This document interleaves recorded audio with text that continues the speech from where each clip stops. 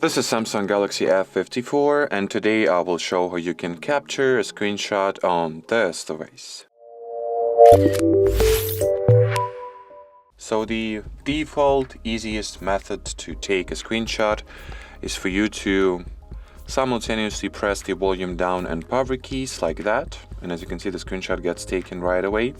Another method to take a screenshot is to open this control panel, then go into the edit mode, choose the full layout, and here among available buttons look for the take screenshot one, then move it to your active shortcuts list or active shortcuts panel, and now we have this very convenient take screenshot button which once tapped, well, captures the screenshot. Well, what else can I tell you about those screenshots? In order to make a long or scrolling screenshot, you just gotta open whatever web page supports it. Let's see, BBC will do just fine.